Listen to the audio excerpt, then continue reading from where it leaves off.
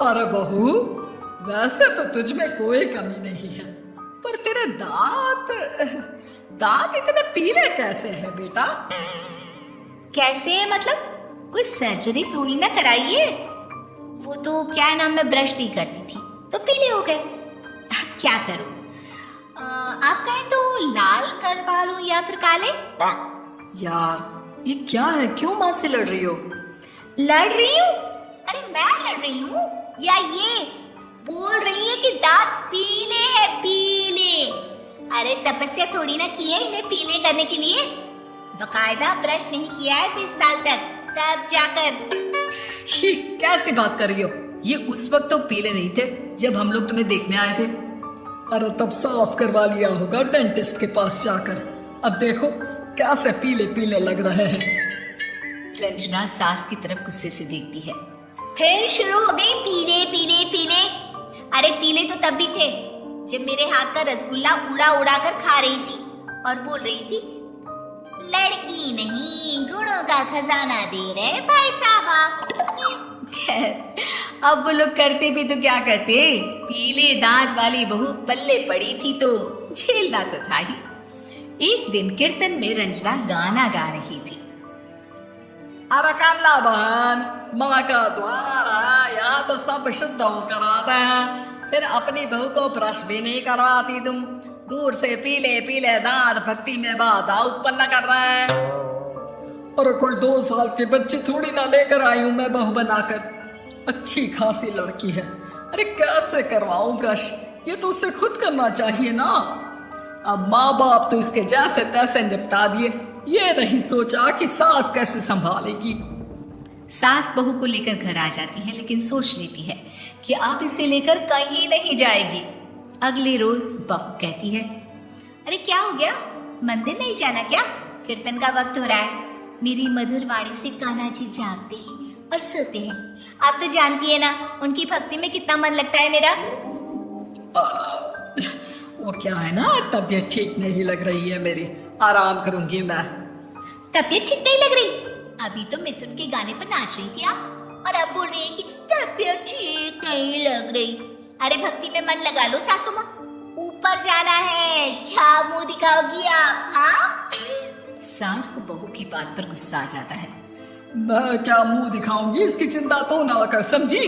अपने मुंह की चिंता कर, जो ये पीले पीले दांत लेकर हर जगह पहुंच जाती है। पता है लोग कितना मजाक बनाते हैं। ना जी ना, मैं नहीं जाना कहीं तेरे साथ। तो ये बात है, कोई ना, मत जाओ, मैं अपने कमरे में ही बैठकर भक्ति कर लूंगी। ऊपर वाला दांत थोड़ी ना देखता है, मन देखता है, भावना देखता है। और अरे बस बस, तू सब कुछ दिखा, बस ये सफेद चमकदार दांत ना दिखाना किसी को, है? जा यहाँ से। बहू को सास की बात का कोई फर्क नहीं पड़ता, वो तो जैसी थी वैसी ही रह जाती है। सुबह नहाकर किचन में खाना बनाना, फिर खाना खाना, कीर्तन भजन करना और सो जाना। एक दिन, माँ जी मैं सहेली के घर जा रही हूँ, शाम को लेट आऊंगी। हाँ हाँ तो जाना, मैंने कौन सा तेरी आरती करनी है घर पर बैठकर। रंजना सहेली के घर जाती है, जहाँ वो पार्टी में जाने की तैयारी कर रही होती है। अरे शिखा, कहाँ जाने की तैयारी कर रही है? मैं गलत वक्त पर आ गई क्या? अरे नहीं यार, उल्टा सही वक्त पर आई है। मैंने ये साड़ी और ज्वेलरी निकाली है यार, शाम को इनके ऑफिस की एक पार्टी में जाना है। बताना कैसा लग रहा है ये सब? नहीं यार, इस ड्रेस के साथ तो वो वाली ज्वेलरी अच्छी लगेगी। हाँ हाँ सही बोल रही है, मैंने ध्यान ही नहीं दिया। वैसे तो हमेशा से मस्त फैशन सेंस रखती है आप। तो बड़ा जाती होगी ना पति के साथ पार्टी में। रंजना कुछ नहीं बोलती, बस सोचती है कि यार काश ये बात सही हो जाती। पर मैं क्यों नहीं जाती पार्टी में? क्या इन लोगों की कोई पार्टी होती नहीं होगी?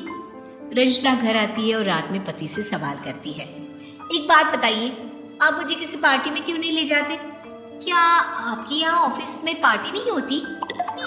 पति बेचारा क्या कहता कि दांत पीले हैं तुम्हारे इसलिए। अरे कोई पार्टी होती नहीं हम लोगों के ऑफिस में, तो कहाँ से लेकर जाऊं? और मार्केट, मॉल, कहीं वीकेंड घूमना, कहीं तो। अरे यार सारे हफ्ते में एक छुट्टी मिलती है, तो सोचता हूँ कि आराम ही कर लूं। क्यों? रंजना मन मार के रह जाती है। पहले कभी सास के साथ मंदिर जाया करती थी, लेकिन वो भी सास ने ले जाना बंद कर दिया। घर बैठी बैठी रंजना बोर हो जाती है। तभी उसे आइडिया आता है और वो मायके जाने का सोचती है। सासू माँ, 2 दिनों के लिए मम्मी के घर जा रही हूँ। अच्छा अच्छा ठीक है, आराम से जा। और हाँ, माँ से कुछ अच्छी आदत सीख कर आना कि कैसे शरीर के हर भाग की तरह दांतों की सफाई भी जरूरी होती है, समझी? शुरू हो गई ना आप? वो लोग आपकी तरह नहीं है कि छोटी छोटी बात का बतंगड़ बना दे। उन लोगों के लिए मैं मायने रखती हूँ, ना कि मेरे पीले पीले दांत। रंजना माँ को बिना बताए उन लोगों को सरप्राइज देती है, लेकिन जैसे ही वो दरवाजे पर पहुंचती है, अंदर देखती है कि घर वाले कहीं जा रहे होते हैं। अब माँ, काश रंजना दीदी के दांतों वाली प्रॉब्लम नहीं होती तो वो भी हम लोगों के साथ चलती ना बुआ जी की बेटी की शादी में। हाँ बेटा, लेकिन अब उसे कौन समझाए कि उसको उसके पीले दांत नहीं दिखते, लेकिन उसके आसपास के लोगों को कितना एम्बैरेसिंग फील कराते हैं।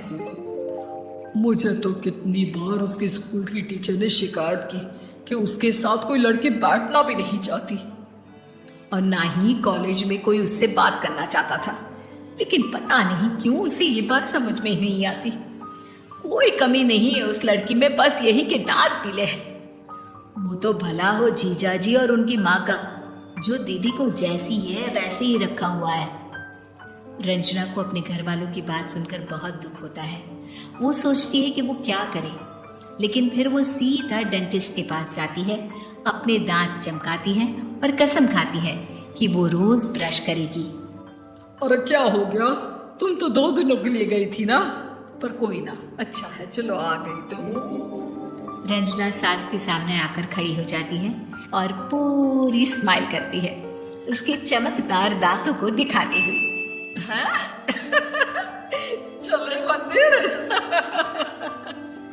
माँ, मुझे माफ कर दीजिए, मैंने आप लोगों को बहुत एम्बैरेसिंग फील करवाया। मैं आज से रोज ब्रश करूंगी।